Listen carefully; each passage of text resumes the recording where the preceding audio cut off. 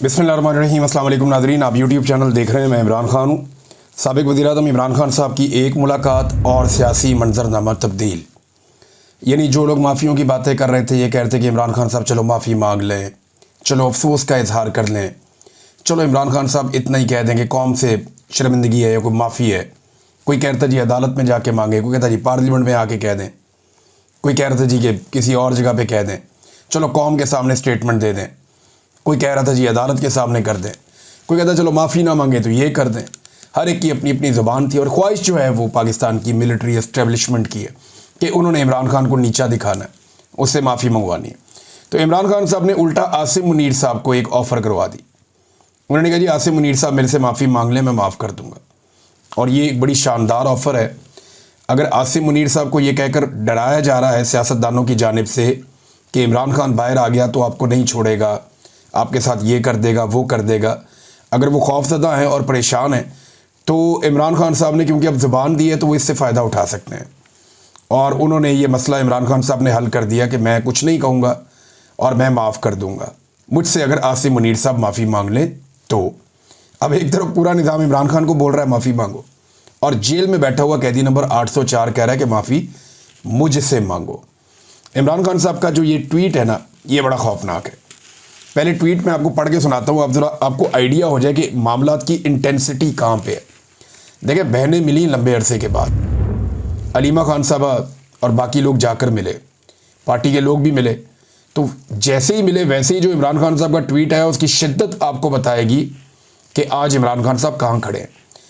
इमरान खान साहब ने ये दो हिस्सों में उनका ट्वीट छपा है उनके अपने ऑफिशियल ट्विटर से। वो कहते हैं कि आसिम मुनीर, पहला लफ्ज़ ही आसिम मुनीर है। आसिम मुनीर में ताकत की बहुत भूख है, इसीलिए इसने बदतरीन आमरीत कायम कर रखी है। मुझसे माफ़ी का मुतालबा करने की बजाय आसिम मुनीर को मुझसे माफ़ी मांगनी चाहिए। 9 मई उसी ने करवाई जिसने CCTV फुटेज चुराई। इस वक्त 9 मई आसिम मुनीर की इंश्योरेंस पॉलिसी है। मुल्क में हाइब्रिड सिस्टम नहीं, आसिम मुनीर की डिक्टेटरशिप कायम है।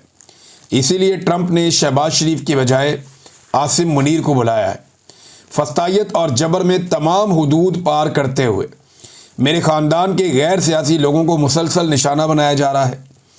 मेरे 2 भांजों शारेज़ और शेर शाह को भी अगवा कर दिया गया, हालांकि इनका सियासत से कोई ताल्लुक़ नहीं है।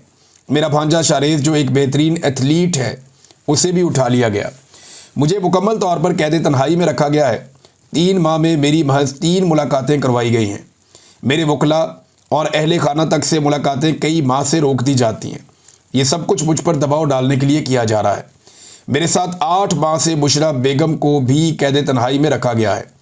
ऐसा सलूक औरतों के साथ पाकिस्तान की तारीख में कभी नहीं किया गया। याह्या खान ने भी ऐसा नहीं किया। फैसल बाडा जो एस्टेब्लिशमेंट का तर्जुमान है, उसने बुशरा बेगम के हवाले से बयानात दिए कि वो मुझसे अलहदगी इख्तियार कर लेंगी। बुशरा बेगम पर दबाव डाला गया कि मुझसे अलहदगी इख्तियार कर लें मगर वो मेरे साथ खड़ी है। इससे पहले जब आसिम मुनीर को DG/ISI के ओहदे से हटाया तो उसने जुल्फ़ी बुखारी के ज़रिए बुशरा बेगम से रब्ते की कोशिश की, लेकिन उन्होंने इनकार कर दिया। इसीलिए आज उनके साथ ये बदतरीन सलूक किया जा रहा है। उन्हें कैद तन्हाई में रखा गया है। उनको ख़राब हालात में रखे जाने पर करंट लग चुका है और ज़ख़म आ चुके हैं। उनको इस्तेमाल के लिए गंदा पानी दिया जाता है। इन पर हर तरह का जुल्म जारी है। ये सब कुछ आसिम मुनीर करवा रहा है। इसमें ना कोई इखलाकियात हैं और ना इस्लाम की समझ है। आसिम मुनीर के लिए मेरा पैगाम है कि मुझ पर दबाव बढ़ाने के लिए चाहे मेरे ख़ानदान में से जिस मर्ज़ी को कैद में डाल दो, मैं ना झुकूँगा ना इस जुल्म को कबूल करूँगा। मैं अपनी हकीकी आज़ादी की जद्दोजहद हर हाल में जारी रखूँगा। आसिम मुनीर पाकिस्तान के साथ वो कर रहा है जो मोहसिन नकवी ने क्रिकेट के साथ किया है। अदलिया तबाह, मीडिया खामोश और पुलिस से ऐसे काम करवाए जा रहे हैं जिससे वो क्रिमिनलाइज हो चुकी है। ऐसा तो याह्या खान के दौर में भी नहीं हुआ। पुलिस को तहरीक इंसाफ के लोगों के ख़िलाफ़ इस्तेमाल किया जा रहा है, जिसकी वजह से मुल्क में जराइम की शरह बढ़ गई है। मुल्क में बेरोज़गारी उरूज पर है। SIFC से मईशत ठीक नहीं होती बल्कि अवाम के एतमाद और कानून की हुक्मरानी से ठीक होती है।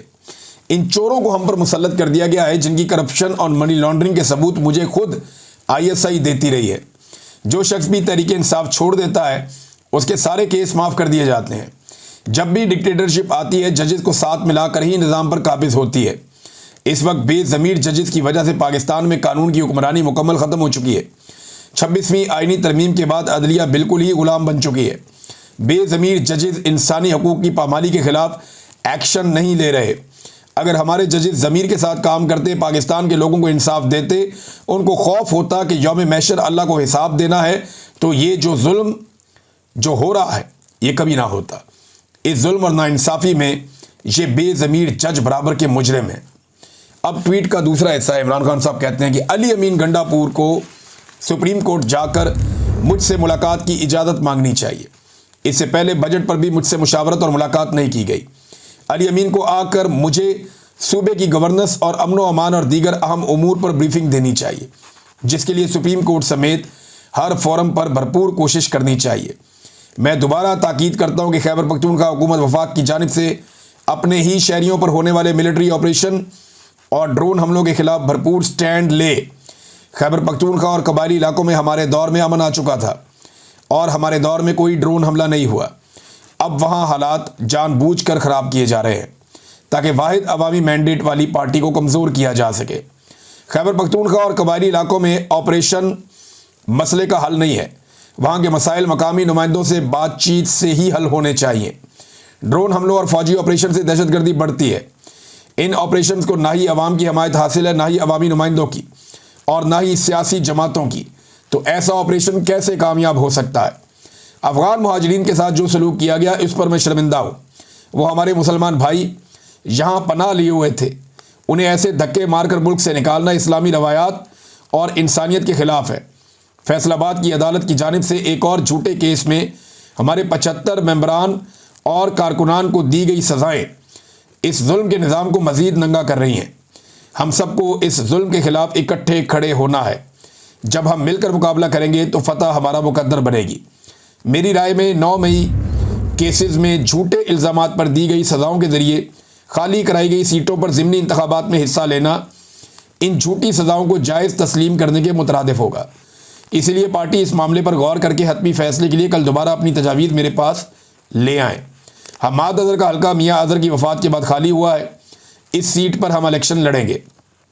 जो जुल्म और फस्तायत इस वक्त पूरे मुल्क में जारी है, उसके खिलाफ पेशावर में एक ग्रैंड जरगा किया जाए, जिसकी तारीख का ऐलान पार्टी करेगी।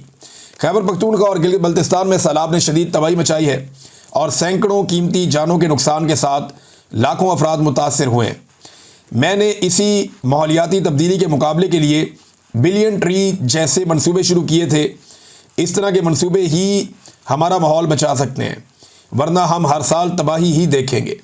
ये इमरान खान साहब ने जेल के अंदर गुफ्तगू की है। तो नाज़रीन, ये तो इंटेंसिटी बहुत बढ़ गई है। अली अमीन गंडापुर साहब के हवाले से मुझे इत्तला ये मिली है कि इमरान खान साहब ने इससे भी ज़्यादा सख्त बातें की हैं और जिन लोगों की मौजूदगी में बातें की हैं वो कंफर्म भी कर रहे हैं। अब क्योंकि पाकिस्तान तहरीक इंसाफ ने ऑफिशियली वो बात नहीं की, तो मैं भी उस बात को रोक लेता हूँ।